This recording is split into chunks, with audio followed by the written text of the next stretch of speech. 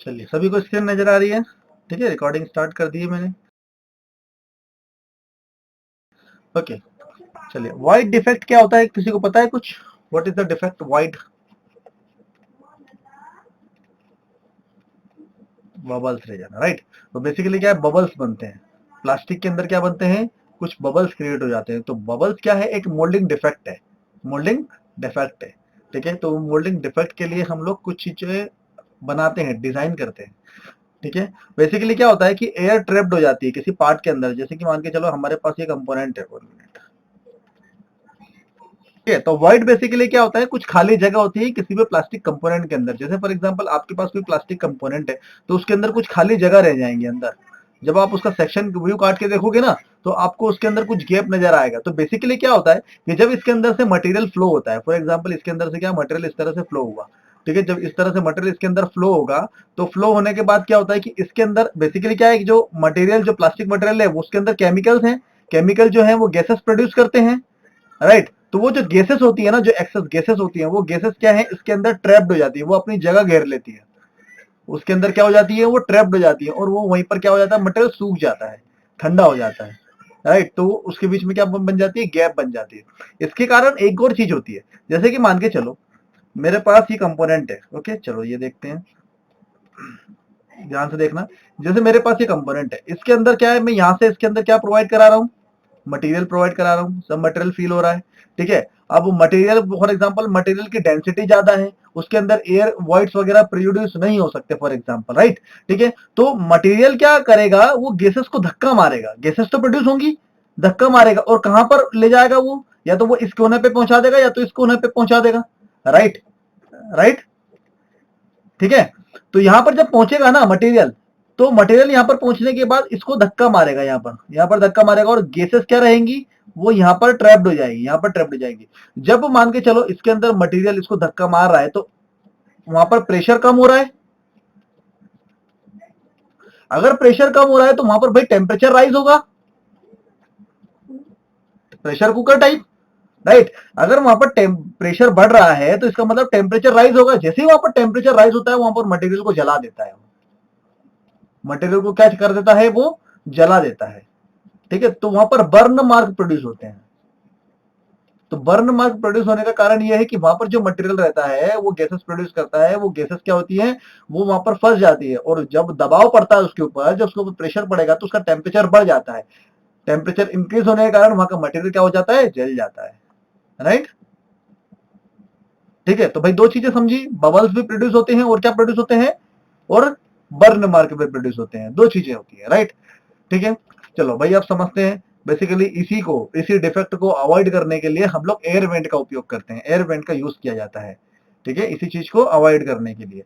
अब यहाँ पर देखो, आपको क्या दिख रहा है, कंपोनेंट दिख रहा है। ये देखो, ये कंपोनेंट यहाँ से फील हो रहा है, देखो ये फील हो रहा है, ये फील हो रहा है। जब ये यहाँ से फील होगा तो ये मटेरियल यहाँ पर पहुंच जाएगा, ठीक है। तो बीच में कहीं पर क्या है, एयर ट्रैप्ड हो जाएगी, ठीक है।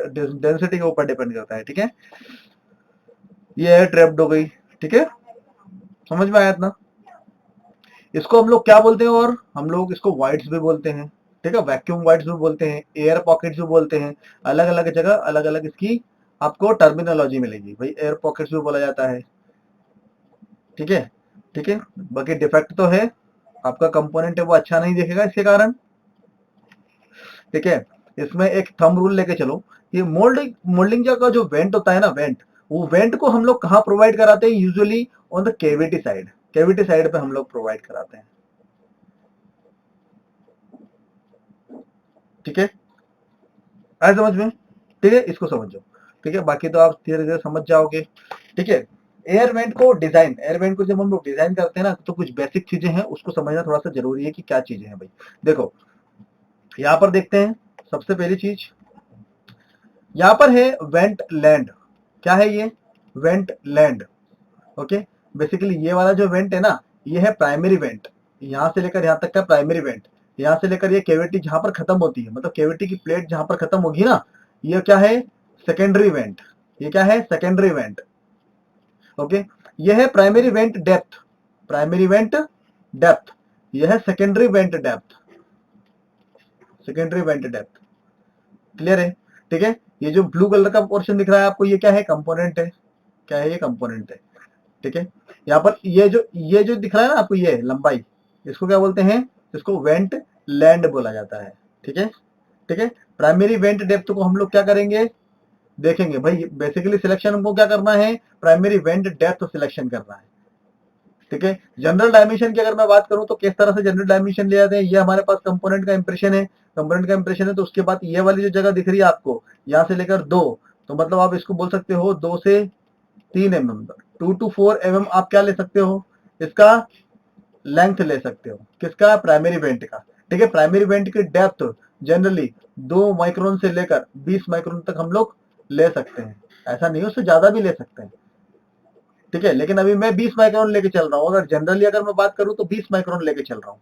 भाई गैसेस तो निकालना है, गैसेस ही तो निकालना है।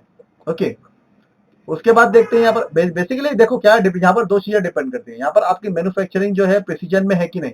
अगर फॉर एग्जांपल अगर मैं आपको बोलूं 40 माइक्रोन, भाई 40 माइक्रोन बनाना आपके लिए आसान है, 20 माइक्रोन बनाना ज्यादा कठिन है। राइट और रॉन्ग?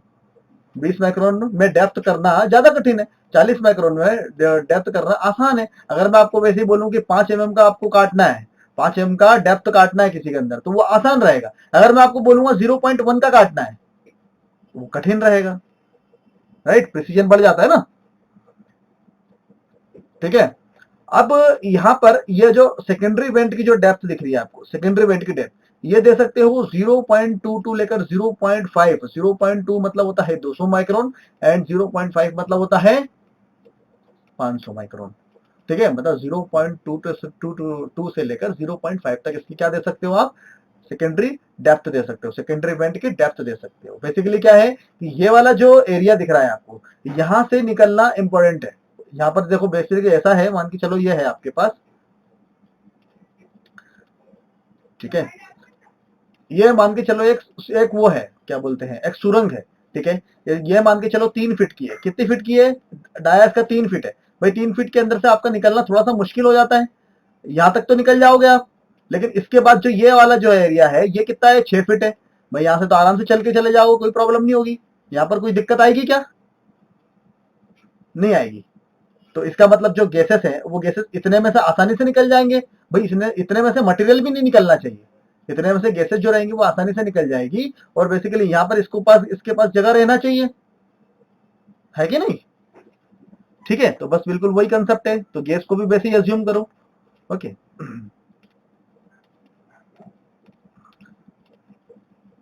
चलिए इतना क्लियर है। ठीक है, यहाँ पर कोई डाउट तो नहीं है, कोई क्वेश्चन, कोई क्वेरी? नहीं है। ओके, चलो।